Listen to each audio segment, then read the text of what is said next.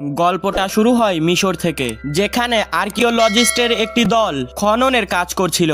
Archaeologist মানে সেই সব লোক যারা মাটি খুঁড়ে প্রাচীন সভ্যতাকে বাইরে বের করে আনে এবং প্রাচীন সভ্যতা নিয়ে রিসার্চ করে। এই টিমে মোট 5 জন লোক ছিল, আর এইটাকে ডক্টর মাইলস লিড করছিল। তার মেয়ে নুরাও এই টিমের একটা অংশ ছিল। তাদের সঙ্গে কিছু এক্সপার্ট এবং অনেক ওয়ার্কারও কাজ করছিল।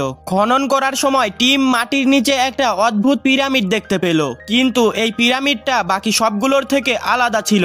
মিশরের প্রত্যেকটা পিরামিডের 4টে সাইড থাকতো, তবে এই পিরামিডের মাত্র 3টে সাইড ছিল।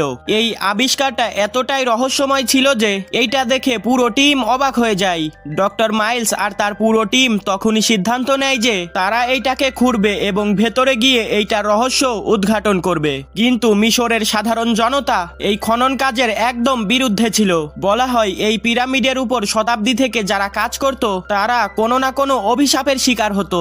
মানুষের এটাও বিশ্বাস ছিল যে পিরামিডটা খুঁড়লে এই অভিশাপ জেগে উঠবে আর এমন একটা প্রাকৃতিক বিপর্যয় আসবে যে যা কোনো মানুষ আটকাতে পারবে না। এই ভয়ের কারণেই সাধারণ জনতা রাস্তায় নেমে আসে আর রিসার্চ বন্ধ করার জন্য প্রতিবাদ করতে থাকে। তবুও ডক্টর মাইলস তাদের কথা শুনল না। সে সরকারের থেকে অনুমতি নিয়ে মিশনটা চালিয়ে যেতে লাগলো। তাদের মিশনের সঙ্গে নাসাও তাদের স্যাটেলাইট সাপোর্ট দিচ্ছিল, যাতে পিরামিডের গতিবিধির ওপর সবসময় নজর রাখা যায়। খনন কাজ শুরু করতেই পিরামিডের মধ্যে একটা বিস্ফোরণ হয়ে গেল, আর সেই বিস্ফোরণের ফলে বাইরে বিষাক্ত গ্যাস বেরোতে লাগলো। যেই গ্যাসের প্রভাবে একজন ওয়ার্কারের ঘটনাস্থলেই মৃত্যু হয়ে গেল। এই ঘটনাটার কারণে ওয়ার্কারদের মনোবল ভেঙে যায়। এখন তাদের পুরো বিশ্বাস হয়ে গেল যে এই পিরামিডটা সত্যিই অভিশপ্ত। তারা সবাই কাজ ছেড়ে দিতে চাইছিল, কিন্তু মাইলস আর তার টিম তখনও পিছু হটতে রাজি ছিল না। এই ঘটনার পরে মিশরের সাধারণ জনতা আরো রেগে গেল। তারা সরকারের বিরুদ্ধে আন্দোলন শুরু করলো আর দাবি করতে লাগলো যে এই খনন কাজটা যেন এখনই বন্ধ করে দেওয়া হয়। তাদের কথা ছিল যে এই খনন কাজটা যদি এখনই বন্ধ করা না হয়, নয়তো যেই বিপদ আসছে সেইটার থেকে কেউ বাঁচতে পারবে না। এদিকে মাইলসের কাছে আমেরিকা গভর্নমেন্টের থেকে কল আসে। সরকারি অফিসার স্পষ্ট বলে দিল যে তাদের এই কাজ এখনই থামাতে হবে, কারণ যদি খনন চলতে থাকে তাহলে জোর করে মিশরের সরকার এইটাকে ব্যান্ড করে দেবে। এইটা শুনে ডক্টর মাইলস আর তার পুরো টিম চিন্তায় পড়ে যায়, কারণ তারা এই প্রজেক্টের উপর অনেক দিন ধরে পরিশ্রম করে আসছে আর মাঝপথে এইটা ছেড়ে দেওয়া তাদের জন্য মোটেই এইটা সহজ কাজ ছিল না। কিন্তু শেষ পর্যন্ত মাইলস সিদ্ধান্ত নিল যে তারা রিসার্চটা থামিয়ে দেবে। কিন্তু মাইলসের মেয়ে নোরা একেবারেই চাইছিল না যে তারা আবার আমেরিকায় ফিরে যাক। তখন নোরা সকল রিসার্চারদের আবার বোঝাতে লাগলো যে আর বলল, কমপক্ষে আমাদের একবার হলেও এই পিরামিডের মধ্যে গিয়ে দেখা উচিত যে এই পিরামিডটা বাকি সবগুলোর থেকে এত আলাদা কেন। এর ভেতরে এমন কি বিশেষ জিনিস আছে যে এইটাকে 3 সাইড দিয়ে বানানো হলো। পুরো টিম তার কথা মেনে নেয় আর তারা সিদ্ধান্ত নিল তারা নিজেরাই এই পিরামিডের মধ্যে গিয়ে এর রহস্যটা দেখবে। যাওয়ার আগে তারা একটু সতর্ক হওয়ার জন্য একটা রোবোটিক গাড়ি পাঠায়, যেইটার উপর ক্যামেরা লাগানো ছিল।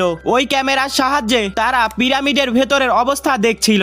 মনিটর থেকে জানা গেল যে সত্যি এই পিরামিডটা বাকি সকল পিরামিডের থেকে একদম আলাদা ছিল। কিন্তু এর বিষয়ে আরো বেশি তথ্য সংগ্রহ করার আগেই হঠাৎ করেই কেউ ওই রোবোটিক কারটার উপর আক্রমণ করে দেয় এবং ওই কারের সঙ্গে তাদের লাইন বিচ্ছিন্ন হয়ে যায়। টিম ভাবে যে হয়তো কোনো প্রাণী ওই পিরামিডের ভেতরে চলে গিয়েছে আর সেই ওই রোবোটিক কারের উপর হামলা করেছিল, এই জন্য কানেকশনটা কেটে গেল। এরপর টিমের একজন মেম্বার বলল যে রোবটটাকে ফিরিয়ে আনা খুব জরুরি, কারণ ওই রোবটটা নাসা দিয়েছিল এবং ওইটা খুবই দামি এবং বিশেষ ছিল। তারা যখন ভিতরে যাওয়ার প্রস্তুতি নিচ্ছিল তখন সেখানে হঠাৎ করে একজন মিশরের সোলজার চলে আসে এবং তাদের চিৎকার করে ভেতরে যেতে নিষেধ করে। টিম তাকে বোঝানোর চেষ্টা করে এবং ভেতরে যাওয়ার অনুমতি চায়। তারা অনেক রিকোয়েস্ট করার পরে অবশেষে সোলজার তাদেরকে 2 ঘন্টার সময় দেয়। ভেতরে যাওয়ার আগে তারা একটা তারকে একটা পোলের সঙ্গে বাঁধলো এবং তাদের সঙ্গে ভেতরে নিয়ে গেল, যাতে দরকার পড়লে ওই তারটাই তাদেরকে ভেতর থেকে বাইরে আসতে সাহায্য করবে। একটু দূরেই হাঁটার পর তারা ওই রোবোটিক কারের ভাঙা অংশটা পেল। তারা আরো এগিয়ে গেল। তখনই নোরা উপরে যাওয়ার একটা গর্ত দেখতে পেল। এইটা দেখে টিম ওইদিকে যাওয়ার সিদ্ধান্ত নিল। ওপরে পৌঁছে তারা কিছু অস্ত্র পেল, যার উপর শুকিয়ে যাওয়া রক্ত লেগেছিল। টিম ওই অস্ত্রগুলোকে আরো রিসার্চ করার জন্য স্যাম্পল হিসেবে নিয়ে নিল। কিন্তু হঠাৎ করে যেই তার দিয়ে তারা যুক্ত ছিল সেই তারটা ছিঁড়ে যায় আর টিম ফিরে যাওয়ার রাস্তা হারিয়ে ফেললো। তবুও তারা সাহস হারালো না আর এগিয়ে যেতে লাগলো। হাঁটতে হাঁটতে তারা একটা রুমে পৌঁছ পৌঁছলো, যেখানে তারা তাদের হারানো রোবোটিক কারটা খুঁজে পেল। কিন্তু তখনই ওপর থেকে পাথর পড়তে লাগলো, যার ফলে রুমের মেঝে দুর্বল হয়ে গেল আর সেইটা ভেঙে পুরো টিম পুরো 30 ফিট নিচে পড়ে গেল। আরো একটা খারাপ ঘটনা হলো যে অনেক বড় একটা পাথর টিমের একটা মেম্বারের উপরে পড়ে যায় আর তার পা চাপা পড়ে আটকে যায়। টিম তাকে বের করার অনেক চেষ্টা করলো, কিন্তু তারা সফল হতে পারলো না। এরই মধ্যে একজন মহিলা পাশেই একটা গর্ত দেখতে পেল আর সেটার মধ্যে দিয়ে উঠে বাইরে বেরিয়ে আসতে আর সাহায্য নিতে সিদ্ধান্ত নিল। কিন্তু যেই সে উপরে উঠলো, একটা রহস্যময় প্রাণী হঠাৎ তার উপর হামলা করলো আর সে নিচে পড়ে গেল। এরপর ডক্টর মাইলস একটা দরজার কাছে পৌঁছলো আর সেখানকার লেখা পড়লো। সেখানে লেখা ছিল যে ভেতরে যেও না।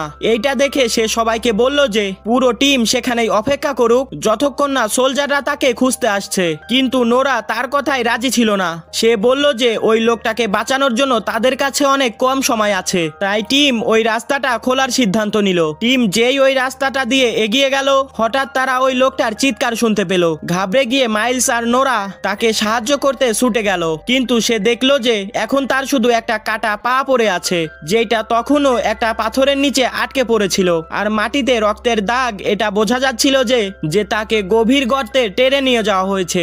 এই দৃশ্য দেখে নোরা ভেতর থেকে ভেঙে পড়ে, কিন্তু মাইলস তাকে সামলে নেয় আর টিমের সাথে থাকার জন্য সাহস জোগালো। এরপর মাইলস সবাইকে মিথ্যা কথা বলে বোঝায় যে ওই লোকটা পাথর সরাতে গিয়ে নিচেই চাপা পড়ে মারা গেছে। কিন্তু ওই মহিলাটা এই কথা বিশ্বাস করতে পারছিল না আর সে রাগে মাইলসকে তাদের অবস্থার জন্য দোষী সাব্যস্ত করলো।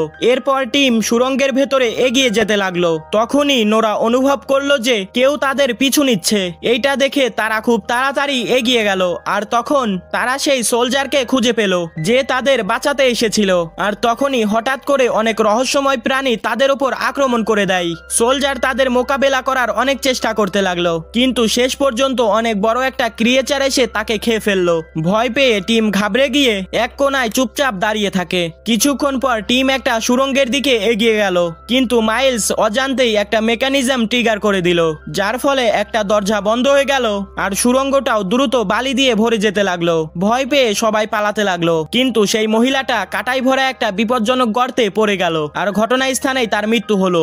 মহিলাটা মারা যাওয়ায় পুরো টিম ভেঙে পড়েছিল, কিন্তু বাঁচার জন্য তাদেরকে এগিয়ে যেতে হলো। কিছুক্ষণ পর তারা রোবোটিক কারের ভাঙা অংশগুলো খুঁজে পেল। টিমের একজন মেম্বার দেখলো যে সেই রোবটের অ্যান্টেনা কমিউনিকেশনের জন্য কাজে আসতে পারে। সে অনেক বুদ্ধিমত্তার সাথে সেই মিসিং পার্টটাকে ক্যামেরার সঙ্গে যুক্ত করে একটা ভিডিও মেসেজ রেকর্ড করলো। সেখানে তারা তাদের বিপজ্জনক পরিস্থিতি জানালো আর তাদের সাহায্য করার জন্য অনুরোধ করলো। একটু পরে ডক্টর মাইলস 19 শতকের একজন এক্সপ্লোরারের মৃতদেহ এবং তার জার্নাল খুঁজে পেল।